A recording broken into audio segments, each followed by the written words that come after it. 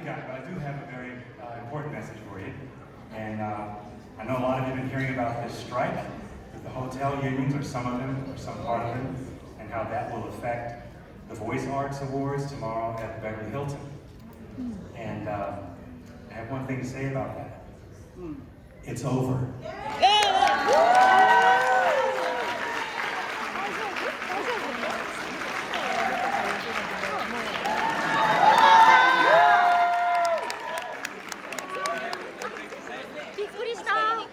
びっくりした。よ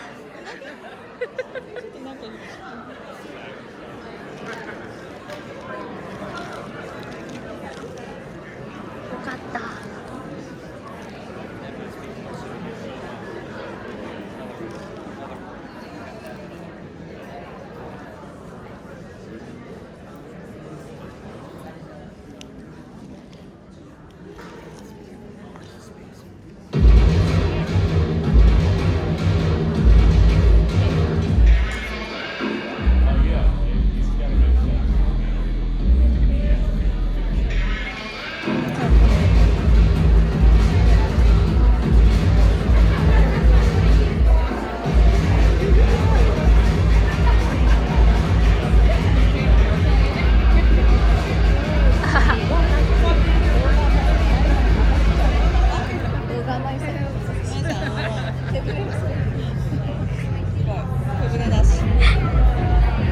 集中します。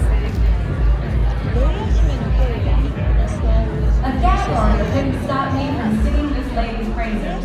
She's the epicenter of attention and a 9.99 on the Sparkle scale. Here she is, voice actor, author, soloist, VP, and the CEO of Charisma, Joan Baker.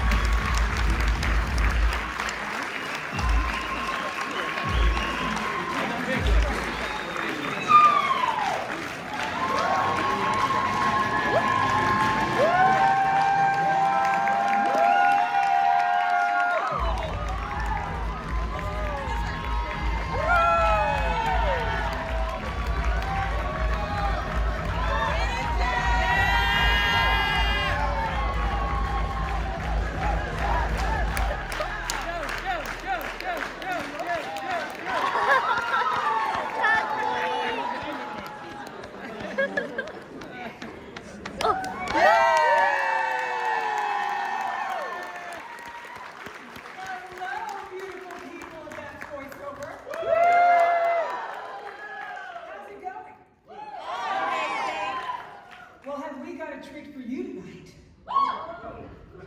Women Power and Voiceover. These are some of the hottest voice actors today. And they're here to spill it for you. Okay? So, let's get started by hearing their voices first. So, who is our first voice?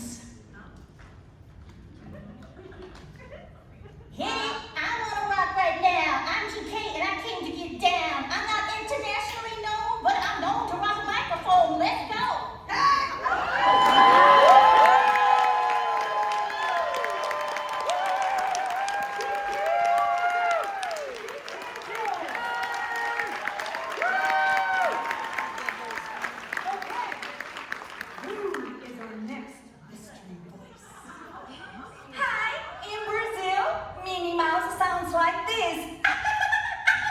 Mickey, eu amo você.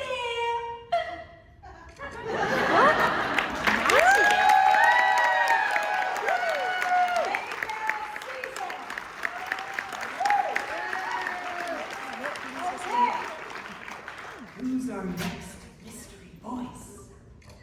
ロサンゼルスは晴れ時々曇り。今日は過ごしやすい天気となるでしょう。うちは小さな発電所、日本エコシステム。こんな CM が流れたらそれは私の声。ただいま全国の某コンビニでも声をお聞きいただけます。藤村由紀子です。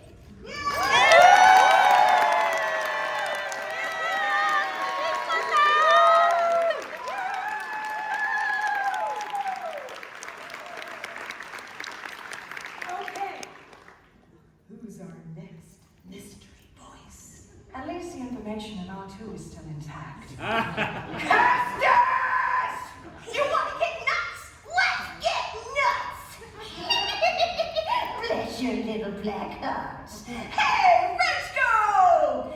I am Lady Leandrin, and when I shine the light upon you, there will be nothing to hide.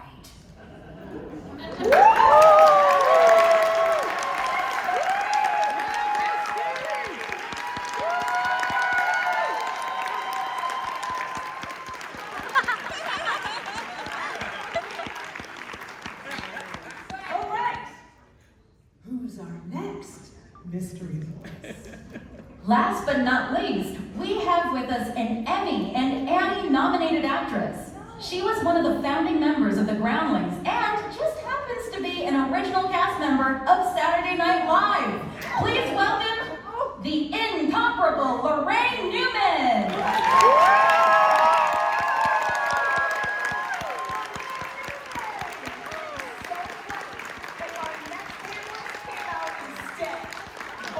Okay. The last mystery voice. The next last. Well, I don't like lucky charms, and rainbows make me itch. And I'm not Kimberly Brooks!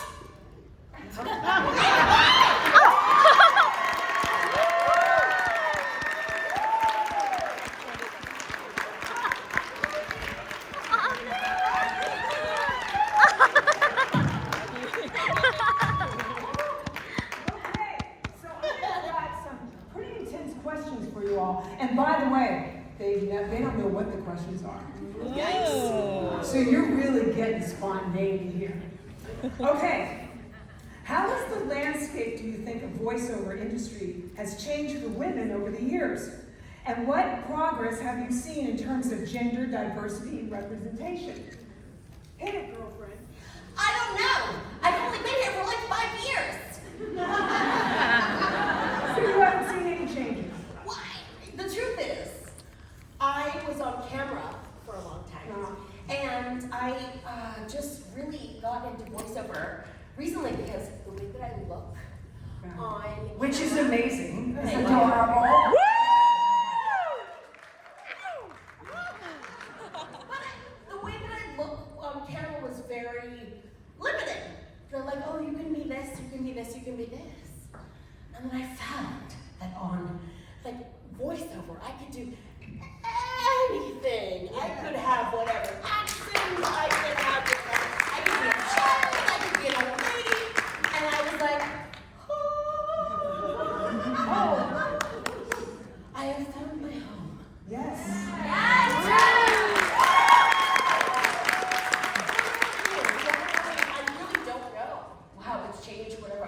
Came in really recently, So that's really interesting that you don't know. I mean, because Lorraine knows. Well, actually, I don't know either.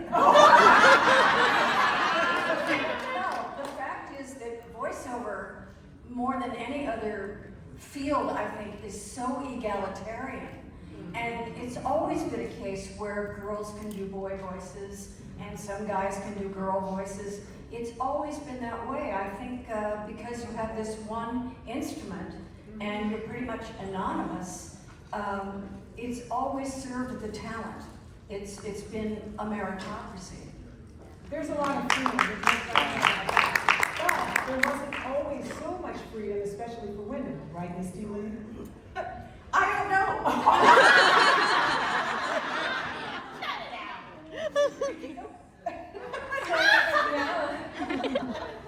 I honestly, again, to echo, like, seriously, I don't know, because the opportunities that I have been presented with, all of the auditions, all of the things, I tend to self-cast and say, well, I'm really not good at that, and so I would eliminate opportunities that were not appropriate for me. But what I will say is, with the blessing of a lovely agent and opportunities that do come my way, I'm very grateful for that, for the chance, because whether or not you book the job as Wonder Woman for 5 minutes or 15 minutes or however long you work on that audition, that is you for the amount of time that you're in that booth that day working on that audition. So that's the job, right? And that is such a privilege. And what I am really excited about, and what I do see changing as far as the landscape is concerned, is inclusivity. You gotta write it down if you want us to read it, Joe. But I don't know. I am so excited that, for example, a young African American girl is going to be bubbled up to the top to read for a young African American girl, and she will see an accurate representation instead of a bad impression of someone who didn't live that story. And that matters. Yeah, and I can't, like, I have been raised as an old white lady. That's what I am. But I think that those stories are ready and really important, and I'm really excited that they're now being told by the voices who live them. Yes. So, what's happening in that sense with Japanese voices and the industry changing and the changes in representation? Should I say, I don't know first?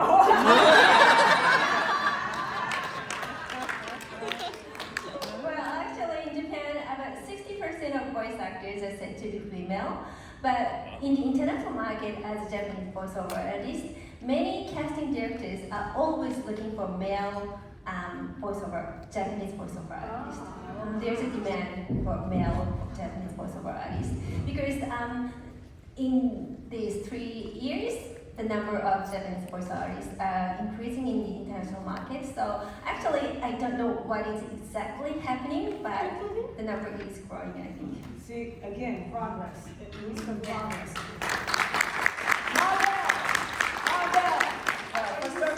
First of all, I don't know. But in Brazil, we have progress. But I feel the man works much more than women. 10 years ago, I became the only female voice from the biggest Brazilian broadcaster, Rede Globo.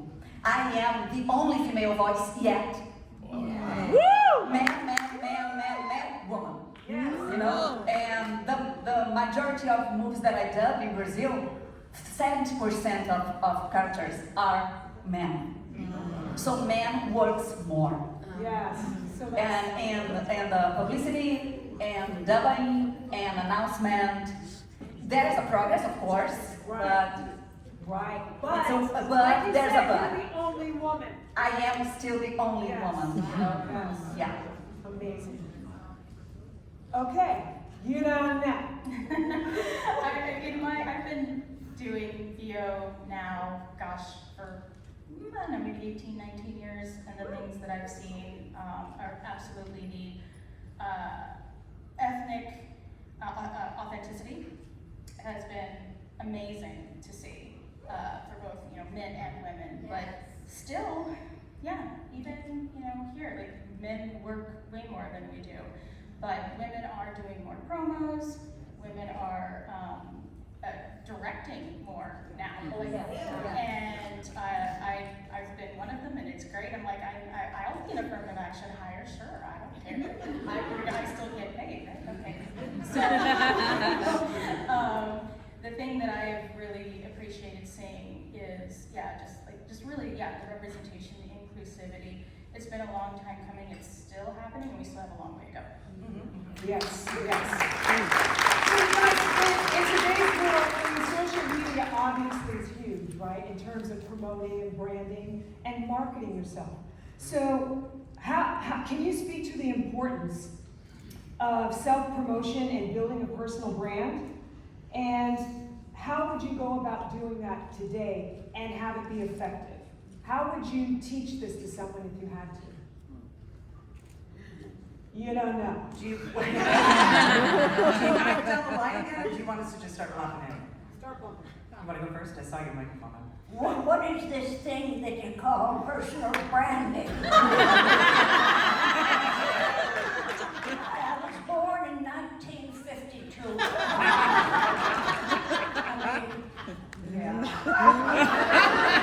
don't know. The social media? What is the social media? I don't know. What's to eat at Denny's?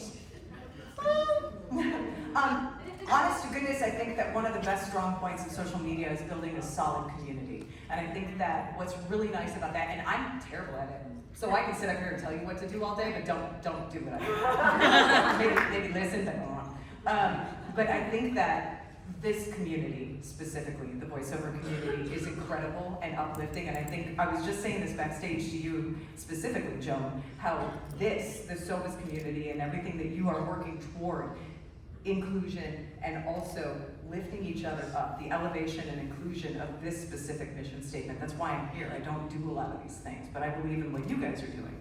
But I think that,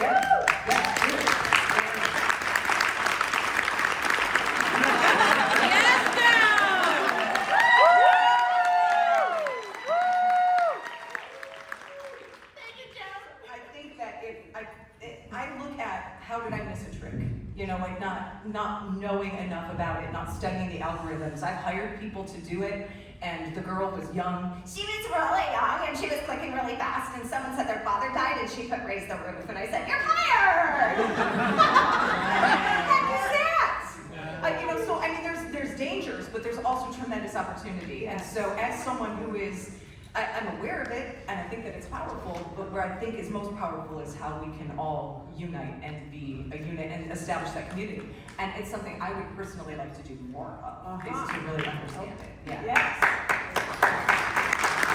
Does a really great job of, I guess, what would be defined as branding is I've observed like Gray Delisle and Tara Strong. Oh, yeah. They're really great at just like talking about projects. Kari Walgren too. Yep.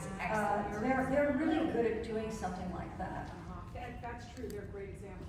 Well, it's almost like they're sending invitations out to their community, like, hey, be a part of this with me. Yeah. And so you, as a fan, and I am a fan of all of those women, both personally and professionally, because I think they do incredible work, but they're also really nice ladies. Yeah. I think when you see it, it's like, oh, cool, so-and-so got it. And also, as us, you know, being actors, it's like, oh, she booked it. And with those three ladies, it's almost everything, but that's okay. Because they are incredible actresses, well-established, and also very nice, which does matter, you know. But you're invited to be, no, they are, but you're invited to be a part of something special and exciting, and I think that that's what they're very good at. Yes. And I'll stop talking, because I'm just gassing. Okay. I appreciate it. You're doing great. Yeah, good guessing. Okay, Yukiko, how would you, because you are great on social media, and you have a huge following. I use LinkedIn because I usually use Facebook or X or former Twitter in Japanese, but I would use LinkedIn in English. And it is a best way for me to connect with many voice artists or casting directors worldwide, because it's hard for me to go to the United States in person regularly. So it is a great way for me to connect with many people on the LinkedIn. And most of my voiceover job in the international market started from LinkedIn. Oh, really? Most of, yeah. Good note, guys. Good note. Excellent. Mabel has also a huge following on Instagram, and you're very good at connecting with your fans. And you have a lot of fans. I mean, you know a lot of people in the industry, but you're excellent at it. Spill it, girlfriend! I have to study a lot because I founded a dubbing school in Brazil. You know that? Yes. And became the biggest dubbing school in Brazil on marketing, digital marketing. So I have to study a lot about this. And I understand, me and my wife, Ryan, found with me, we realized, Ryan is there somewhere. Hi. We realized this is huge for us, but for our company, but not only. It's huge for, like Mr. said, our community. Yeah. So there's a few people, the voice actors in Brazil. I don't know the expression in English. They don't like that I am huge in social media. And like that. So it's not, remember, so it's not, but I don't care, of course. The social media brings me, he gets me here, I'm here today because of my social media.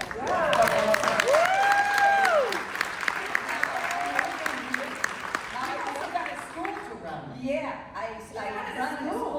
living here in LA right now, and I'm a dubbing director in English and Portuguese. So it's huge for me. It's necessary for me. It's a tool for us. It's a tool for us. We need that. So I have to teach voice. I have to do therapy. I have to do voice coaching. I have to study acting, and I have to study social media. Yes. Simple like that. I believe that.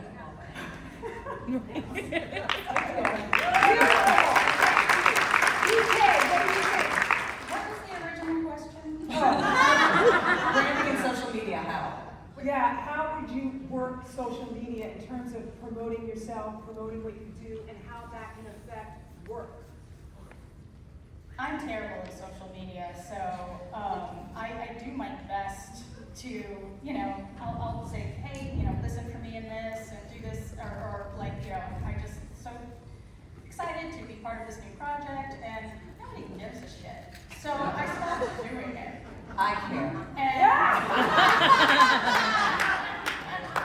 I got like, you know, 4 fans on Twitter, maybe 5 Instagram followers, but like, it's fine because I don't put a lot of work into it.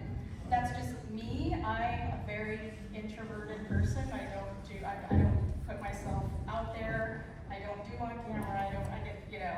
I'm fine with public speaking, but I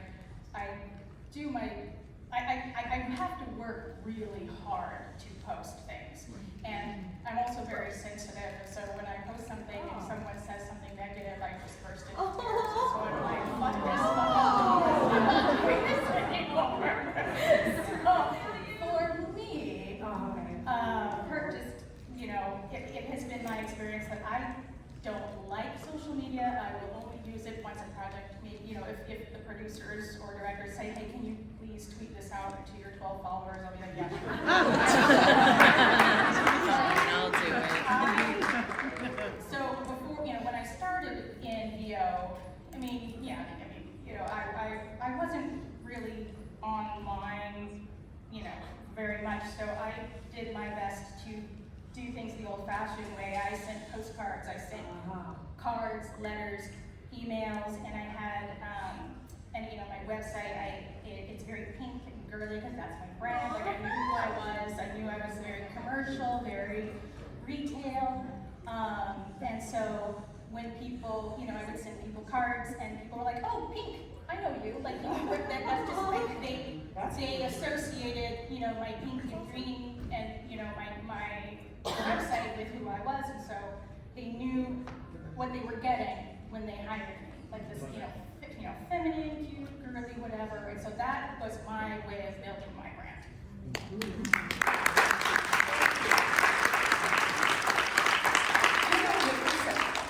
You may hate your social media, but I love it. And I am so proud of everything you've achieved and accomplished. She has a doctorate, y'all. And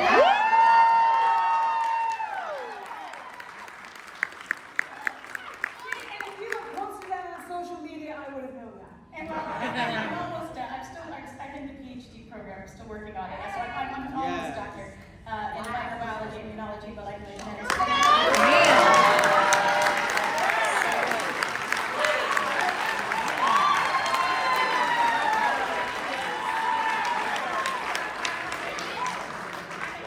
Disappointment to my poor Asian mother. So she's like, you're doing what? I'm sorry, Mom, I'm still going to be a doctor, I promise, but I'm going to slay all my auditions as Dr. G.K. Meadows reading for Fuzzy Bunny number 3. So I have another question, and that is that, can you share personal experiences of breaking into the industry and any challenges that came with that at the time that you broke in? I'd love to hear a juicy one. I have one. Hit it, girl. I'm pretty new. These wonderful, illustrious ladies. But I got my very first animation job. It was for Amazon. It was for Rocky and Bullwinkle. It was my very first. They called me and I was like, this is it! So I went, I did the 5 sessions and I was so excited. And then they're like, oh, The new showrunner wants to replace one other person and you. So I was like, well, this is it. I suppose my career is over. And the woman who was the showrunner who got the axe has been using me ever since. Wow. So the connection there.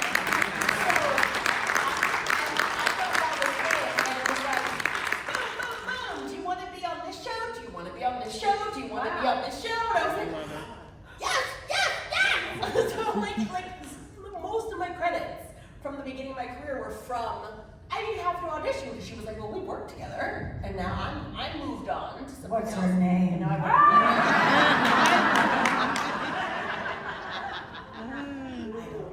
can't. It's a wonderful lady. So that for me, it was like the end of my. People say anecdotes like that, like I thought I was the end of my career, but it's true. Like I was like my mom, I was like, this is it. I'm sorry. All the money you wasted. This is it. You know, it really opened a lot of doors because I worked with someone, she liked me and took me with her wherever she went, and it was like, what? How's your mouth, voice actor? Sorry. Great. You're amazing.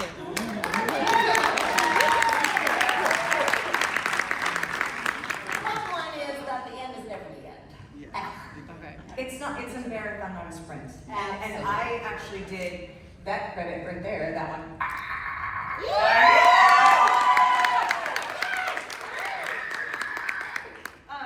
I love that so much. I don't know why I like it. I love it. When we came up with that, I was so excited. It was like right at the beginning of my voiceover career, and I was working for a director named Tom Keegan, and he just brought me in. I met him, and yeah, he's wonderful, and I worked for him a lot. But he was doing a workshop, and I attended the workshop, and he brought me in as a creature to play other stuff. And a guy was in the room taking notes, and then I got a call from Sony, and they said, you worked with Derek Espino on this job, he wants you to come in on this game he's working on. I didn't know what it was. I went in and we left it on the floor. I mean, like, they didn't know what they were looking for. They showed me a picture of this flower-headed thing, and I was like, I don't know what that'll sound like, and I just left it on the floor. Like, that's our job, right, as actors. Do you know how unusual you are? There are so few women that do creature voices. Because they won a BAFTA. They went and they won all of these awards, and I was very grateful, and they helped launch a career in creatures. But when The Last of Us 2 came out, and this is talking about it being a marathon, not a sprint, I got reference auditions for the sounds that I helped create. And I went, what? And I called my agent and I said, what did I do wrong?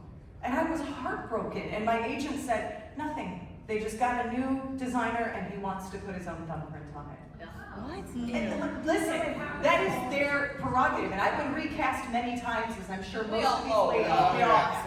Okay, it just happens. It's for the good of the project, and you find that out and you learn it, and the more you accept it, then the better off you are, because otherwise you just get broken. But I thought I was like, oh my God, my career is over. Yeah. People hate me. Did I do something wrong? I mean, I'm a pretty polarizing personality, and so anyway, The Last of Us 2 came out, and they found people that could make the noise that I helped create, because there are people out there that can voice match all of us. Sorry, but there are, and because we all make a career voice matching other people, so it just goes around.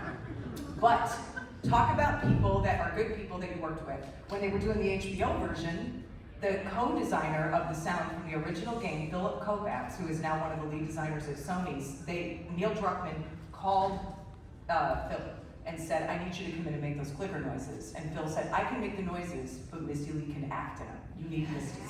Yeah! Woo!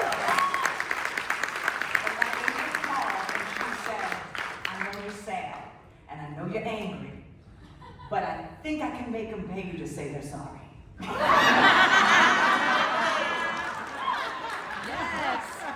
And I've got a number at which I will forgive them, but we're not there yet. But I am incredibly grateful for that opportunity, and it has opened other doors. And you, as an improviser for 100 years, you know the power of just saying yes. Yes. Yes. Yeah. Right? Yes.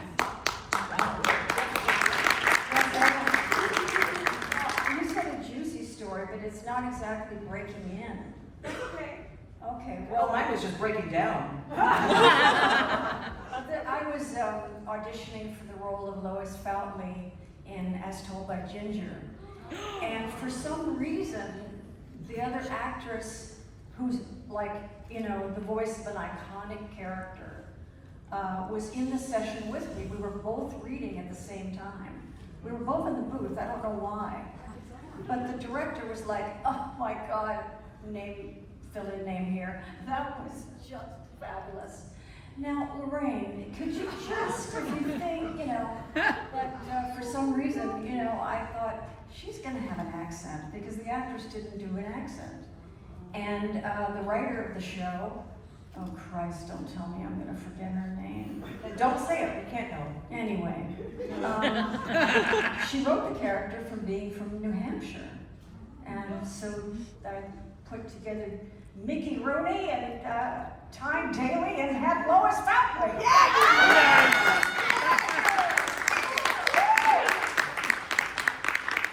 Oh, how did I feel 2 feet tall when he was like, this is great. Now, I got to hear her learn how to roar. Frank Welker taught us how to roar. Roar? Like a lion. Do it. I could Never never be do a it. trash can. You have to have a trash can in your head. I couldn't do it. Yes, you did. No, it's in the show. Listen to her. She did a great job. Frank Welker taught both of us. I was a baby lion and she was the mama lion, and he taught us how to roar like a lion by putting a trash can on our shoulders and going. Because it resonates. And don't you think I'm kidding? I'm serious. Seen it on the internet. I don't have anything else for you. She's seen it on the internet, so I'm gonna go.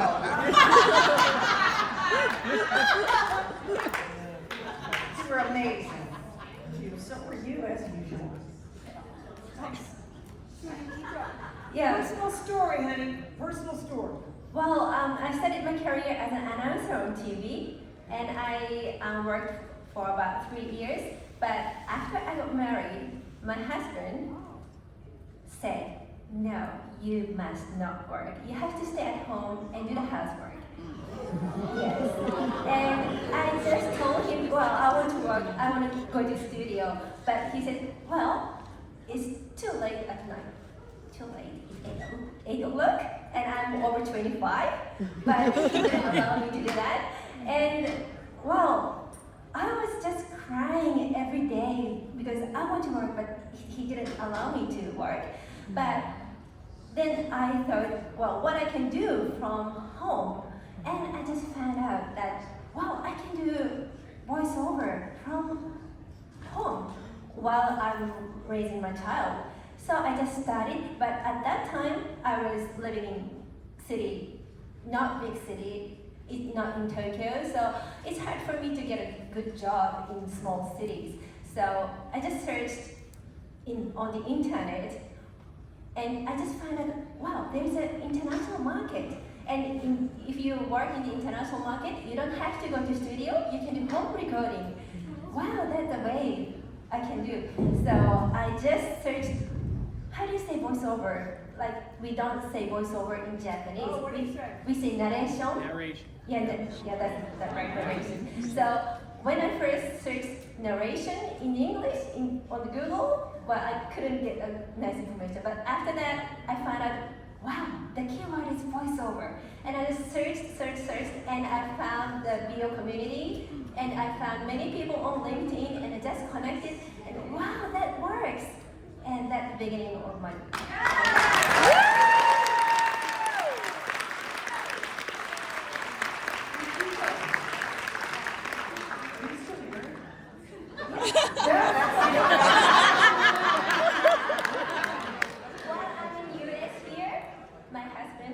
Making a lunchbox for my daughter.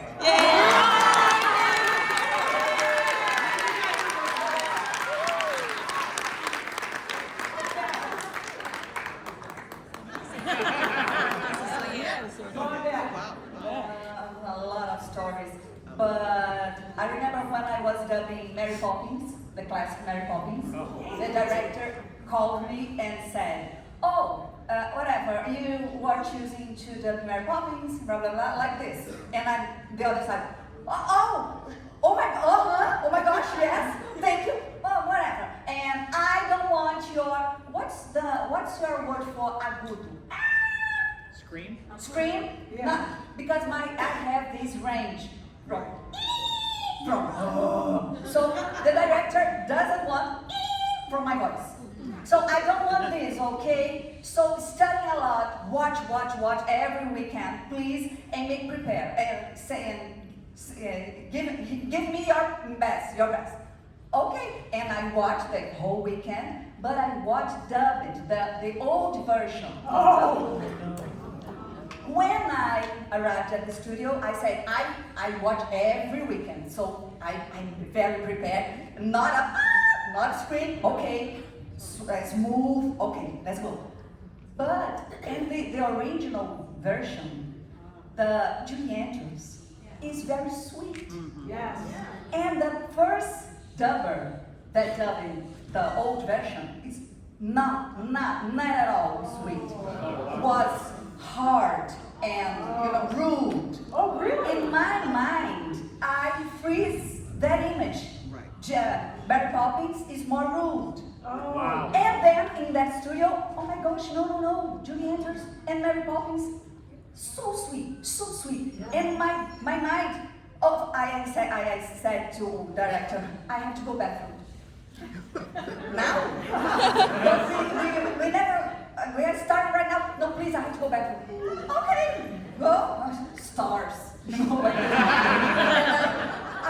go back. Oh my gosh. So, refrain my mind.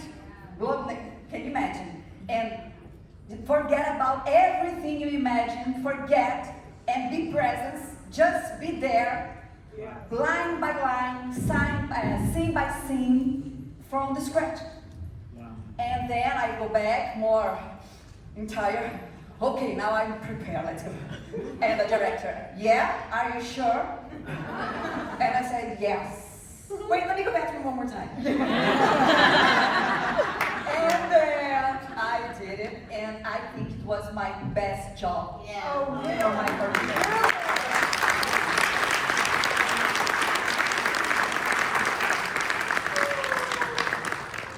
Yes, girl. So I was working and on my way to medical school, after I was in the master's program with microbiology, immunology, and molecular genetics. After my first son was born, I think I want to try this voiceover thing. Let me take a few classes and see what happens. And of course, my parents lost their collective shit. I ended up getting an audition at Mattel for the voice of Barbie. And I booked it.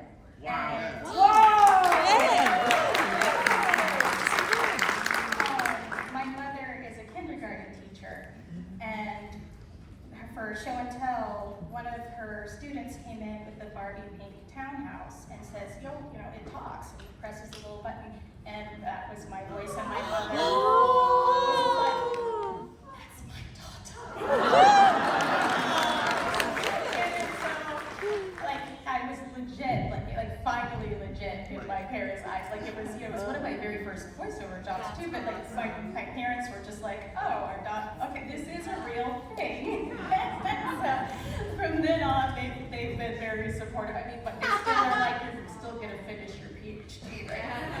So, yes, one of these days.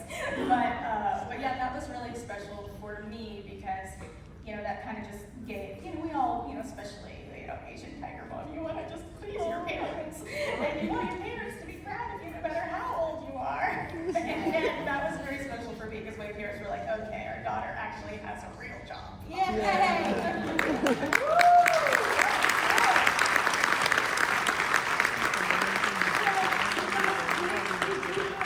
People in the audience that are breaking into voice acting. Cool. And a lot of women. So, what advice would you give for aspiring female voice actors looking to make their mark? Looking to make their mark. What advice would you give them? I would give the advice, especially to women of color. I remember when I first started, I was trying to fit myself into boxes that I thought, oh, well, this is what I hear, this is what I need to be. And I wasn't working. And I was always chasing it. I was always listening to my auditions and trying to make them work. And I was trying to make them work. And I took a class with Charlie Adler. And he was like, what do you think is funny? And I was like, you're a funny person. What do you think is funny? And I was like, oh, it matters? Like what I think is funny? I'm trying to like look at the specs and like fit myself into like this box and figure out what they want. And he was like, stop that. You're a funny chick. What do you think is funny? And I was like, oh my gosh, it literally, as ridiculous as it sounds, it opened up the whole world to me. So I was like, okay. So then I started being myself. I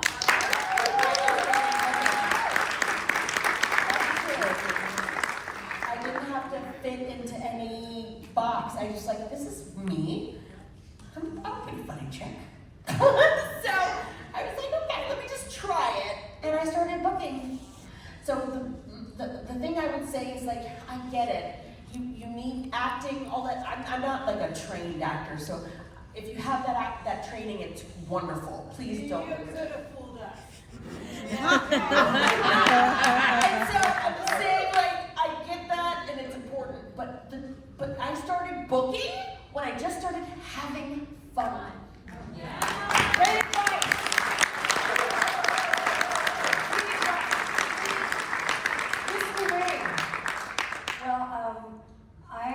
My first agent was Arlene Thornton, and she was great, and I auditioned literally for 2 years, and I would get, parts here and there, but I was not booking a series. Then I took a class with Charlie Adler. And I come from the Groundlings, you build characters there. I got characters from SNL. I had a whole roster. But there's a technique to voice acting that I didn't really get. And that's what Charlie taught me. And he's been my director on series that I've done too. And he has pulled performances out of me that I didn't know I had, and helped me build characters in the room, during the show. Study with a great coach. Also, watch as much as you can so that you're not doing that.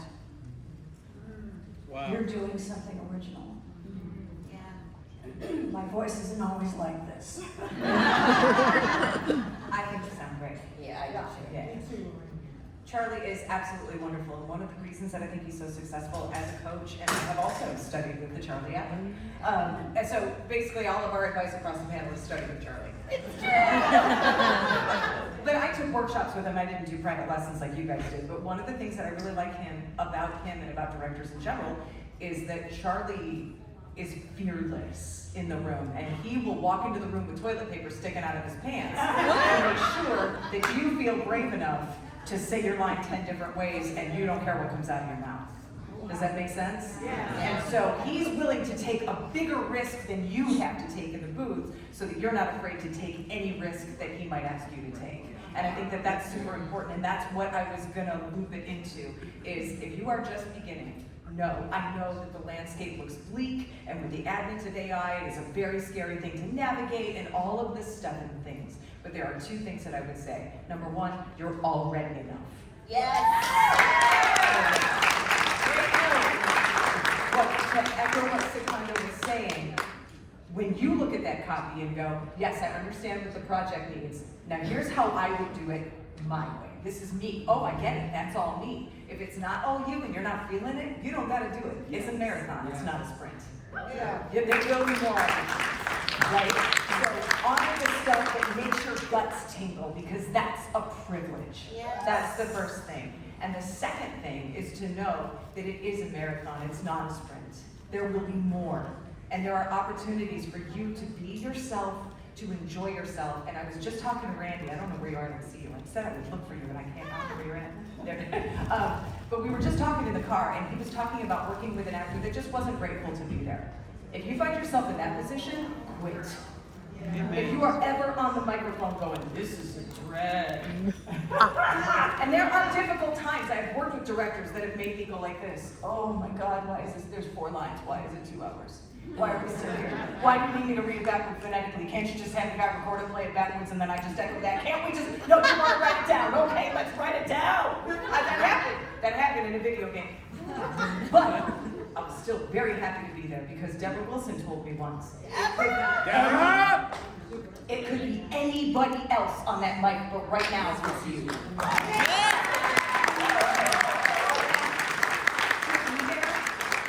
Don't be there, because any one of us would love to be, and any one of you would love to be. So appreciate the fact that you're doing it every time you're there, and know that you're enough. Absolutely.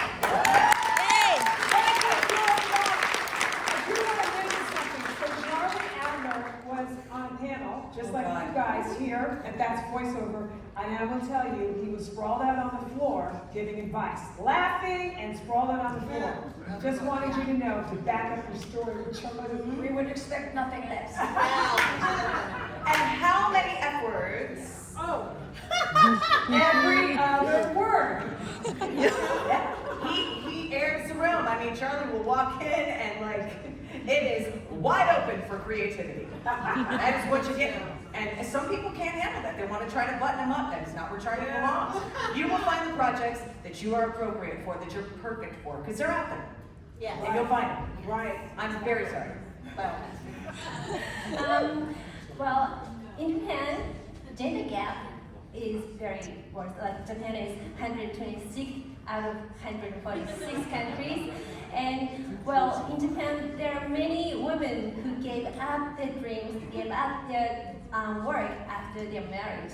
But I would like to say that you can do voiceover job from your house, no matter where you live, or no matter what your age is, or no matter whether you're rearing your child or taking care of your parents. You can do it. So. Of course, it is important to keep improving your acting skills, but you don't have to give up your dream. You don't have to stop voiceover job because you can do anything. You can do any work from your house. And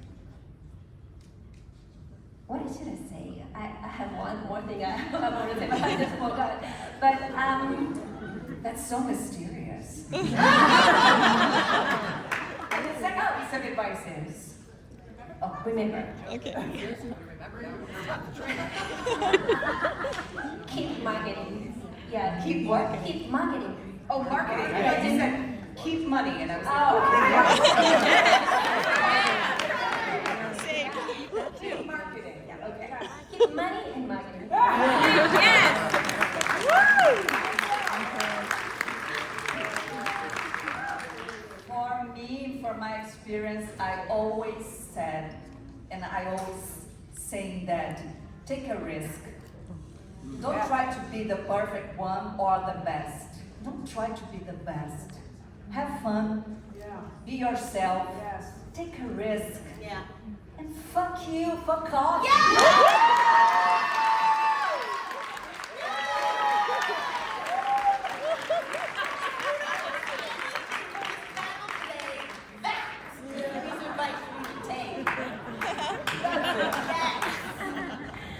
To piggyback on that, one of the best pieces of advice that I got was when you're reading your copy, just say, buy this fucking thing because it's gonna fucking make your life fucking easy, and and then take the fucks out when you actually audition. And that's when you'll look, when you just have fun with the copy first, and just say it how you would say it, and and then stick to the actual words on the page, but do it how you would do it first. Right. And then you find yourself in that. Don't try to be everything to everyone. Don't try to, yes, take a risk, but when you you'll learn as you go that there are just some things that you shouldn't do, and that's okay. And once you learn that, you can start to streamline your process, and it's okay. You don't have to audition for every single thing. There's enough work out there for everybody, and don't freak out if this project just isn't. Sometimes I will get in front of the mic and I'll try to read. I'm like, this is just not happening. This is not happening for me. I can't do this today for whatever reason. And I let it go, and it's okay. It's not the end of the world. So be nice to yourself in this process.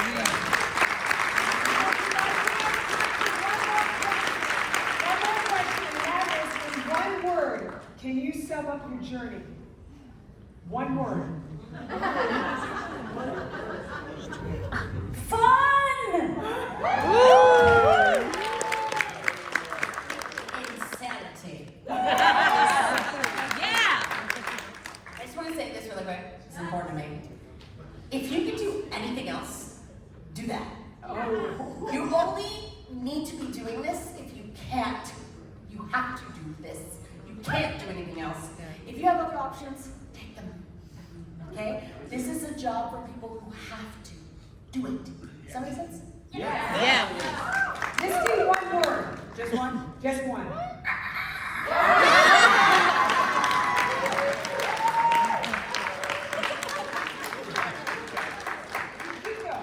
Enjoy. Yes. Enjoy. Yes. PK. Surprising.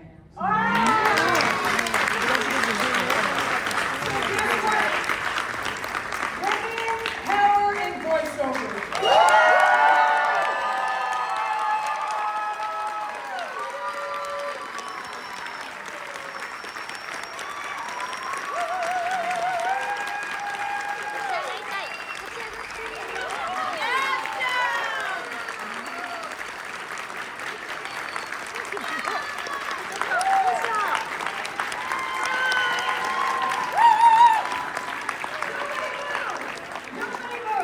I'm about to announce the 6 finalists from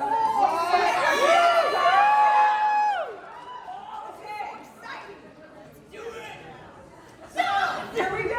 Sit down. That's right. The first finalist is Ashton Zuboff. Ashton, just stand up where your seat is, but just stand up there and stay there for a second. The next finalist is Bo Barker. The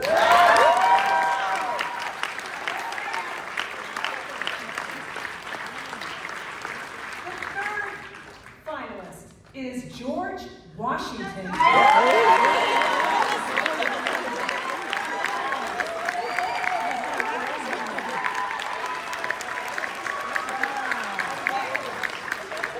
I announce the next 3, I just want to say that the callback judges for the top 40, weren't they absolutely extraordinary? Tim Freelander, Dave Walsh, we have Stephanie Thomas, and Terry Apple.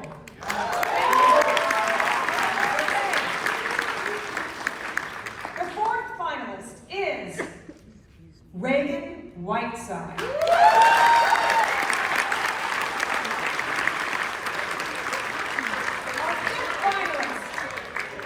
Our fifth finalist is Heath Martin.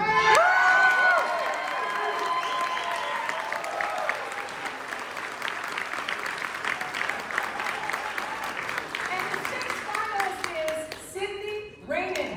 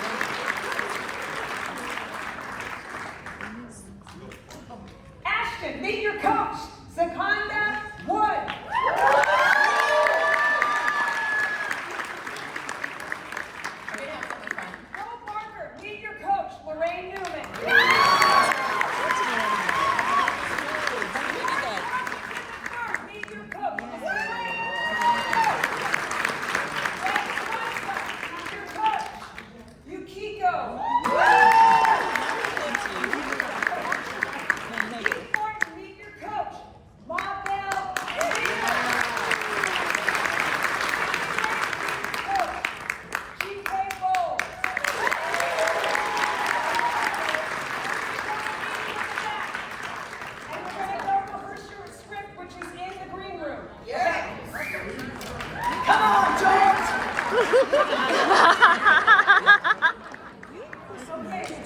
ーチの一人に何が始まるの Ladies and gentlemen, in partnership with the Society of Voice Arts and Sciences, please welcome to the stage the founders of the National Association of Voice Actors and sponsors of the NAVA Brad Venable Academic Scholarship, Tim Friedlander and Karin Gilfrey. But we are going to present a wonderful video beforehand. Welcome one and all to the official announcement of the NAVA Brad Venable Academic Scholarship in partnership with SOAS. What a night, and what an absolute outpouring of nominations that came our way, all of which had qualities of our beloved Brad Venable. The 5 finalists exemplified these qualities. Respect. Brad respected his craft. He never took anything for granted. He respected the VO community, his friends and colleagues. He respected everyone's time, showed up early, and never lingered. Humility. Brad would never boast. He would take a compliment with an honest shucks. Glad to help whenever he could. Glad to be wherever he was. He would never let on that something was wrong unless you asked.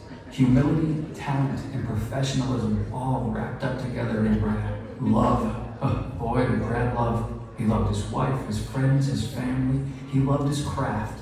He loved pretty much endlessly. Loved every opportunity. Sure, he worried and stressed and had all the normal human problems, but his love overpowered. Curiosity. Brad loved to learn and he loved to teach. He's a man who took as much joy in seeing his friends learn and succeed as he did for himself. He was always striving to be the best and surround himself with people who he could learn and grow from. And even when he was in a workshop, learning from others, everyone else was learning just as much from him.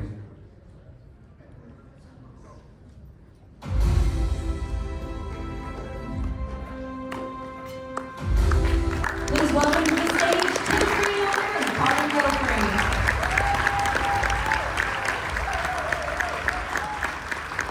Hello. How's everybody doing tonight? Thank you all for being here. We are going to bring up our 5 finalists in just a minute. But before we do that, I wanted to tell you how many submissions we had for this. We had 1,113 submissions for this scholarship. You can applaud that. That is a big one.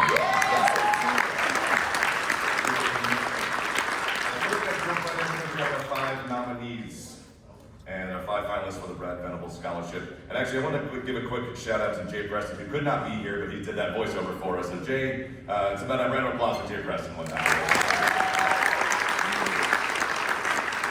All right, in no particular order, starting with